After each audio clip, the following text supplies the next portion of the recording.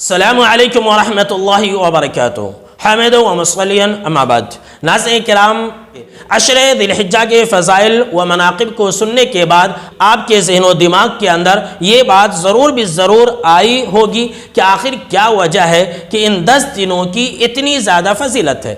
آخر کیا وجہ ہے کہ آپ صلی اللہ علیہ وسلم نے ان 10 دنوں کو سب سے زیادہ افضل ایام قرار دیا ہے؟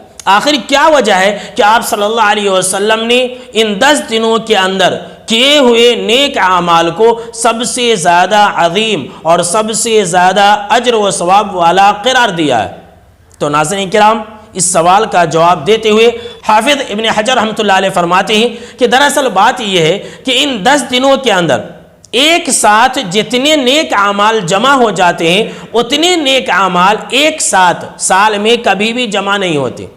اب دیکھیے کہ انہی 10 دنوں کے اندر حج جیسی عظیم عبادت بھی ہے، انہی 10 دنوں کے اندر قربانی جیسی عظیم عبادت بھی ہے، انہی 10 دنوں کے اندر عرفہ کا دن بھی پایا جاتا ہے جس کی بہت ہی زیادہ فضیلت ہے، جس دن سب سے زیادہ اللہ رب العالمین لوگوں کو جہنم سے آزاد کرتا ہے۔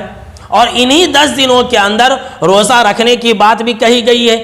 تو الغرض جتنی بھی عظیم عبادتیں ہیں وہ تمام عبادتیں ان 10 دنوں کے اندر جمع ہو جاتی ہے، اسی لیے ان 10 دنوں کی زیادہ فضیلت احادیث کے اندر بیان کی گئی ہے۔ ناظرین کرام، اگر آپ غور کریں گے تو آپ کو اس بات کا احساس ہوگا کہ اتنی عظیم عبادتیں، اتنی اہم عبادتیں پورے سال میں کبھی بھی جمع نہیں ہو سکتی ہے۔